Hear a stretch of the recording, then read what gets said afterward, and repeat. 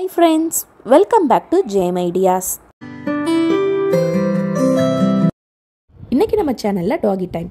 இந்த வீடியோவில் ஒரு பப்பிக்கு நம்ம எந்த டைமிங்கில் அடிஷ்னல் ஃபுட் இன்ட்ரடியூஸ் பண்ணோம், அது என்னவா இருக்கலாம் அப்படின்றத பற்றி இந்த வீடியோவில் நம்ம பார்க்க போகிறோம். பொதுவாக பார்த்திங்கன்னா ஒரு பப்பி கண்டிப்பாக 20 டேஸ் வரை கம்ப்ளீட்டாக மதர் ஃபீடிங்கில் இருந்தாகணும். அப்படி இருக்கிறது அந்த பப்பியோட ஆரோக்கியத்துக்கு ரொம்பவே நல்லது. 20 டேஸ் வரை எங்கள் டாக்ஸ்க்கு எல்லாத்துக்குமே மதர் ஃபீடிங் நல்லா இருக்கிறதுக்கு காரணம், நாங்கள் எப்போதுமே எங்களோட மதர் டாகுக்கு எல்லாத்துக்குமே அதோட ஃபுட்டில் எங்களோட சப்ளிமெண்ட்ரி ப்ராடக்டான ரெட் பிளண்ட் மிக்ஸ் பண்ணி கொடுக்குறதால.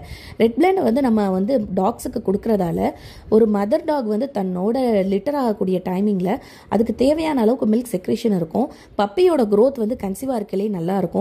அது மட்டும் கிடையாது, மதர் அந்த குட்டி போட்டதுக்கப்புறம் மெலிவாகிறது, இந்த மாதிரி எந்த விதமான ப்ராப்ளமே இருக்காது. நம்மளோட லிட்டர்மெண்ட் எல்லாமே சக்ஸஸ்ஃபுல்லாக அமையும். அது மட்டும் கிடையாது, பப்பீஸ் எல்லாமே ரொம்பவே ஆரோக்கியமாக இருக்கும். மதர் டாகும் பார்த்தீங்கன்னா அடுத்த டெலிவரிக்குமே ரொம்ப ஹெல்த்தியாக இருக்கும். ஸோ உங்களுக்கு ரெட் பிளண்ட் வேணும் அப்படின்னு நினச்சிங்கன்னா இப்போ ஸ்க்ரீனில் தெரியக்கூடிய நம்பருக்கு நீங்கள் காண்டாக்ட் பண்ணி வாங்கிக்கலாம்.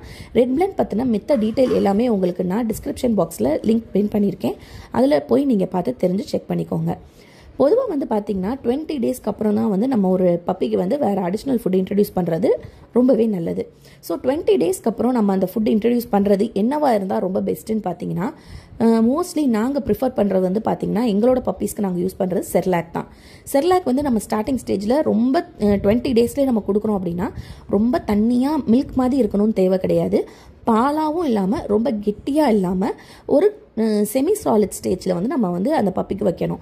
ஸோ நம்ம ஸ்டார்டிங்கில் செர்லாக் கொடுக்குறதால பப்பி அந்த மில்க் ஃப்ளேவர், மில்க் ஸ்மெல் இருக்கும் செர்லாக்கில். ஸோ அதை ஈஸியாக லிக் பண்ணி சாப்பிட பழகிடும். அதுக்கப்புறம் நம்ம அடுத்த ஃபுட் அதுக்கு இன்ட்ரடியூஸ் பண்ண ஆரம்பிக்கணும். ஸோ 20 டேஸில் நம்ம செர்லாக் ஆரம்பித்தோம் அப்படின்னா எது நாள் வரை நம்ம அந்த செர்லாக் மட்டுமே கண்டினியூ பண்ணணும்னு சொல்லிட்டு உங்களுக்கு ஒரு டவுட் இருக்கும். 20 டேஸில் ஆரம்பிக்கக்கூடிய செர்லாக் கண்டிப்பாக ஒரு 1 வீக் ஆர் 10 டேஸ் 30 டேஸ் வரை கண்டிப்பாக நம்ம செர்லாக் மட்டுமே நம்ம பப்பிக்கு கொடுக்கணும்.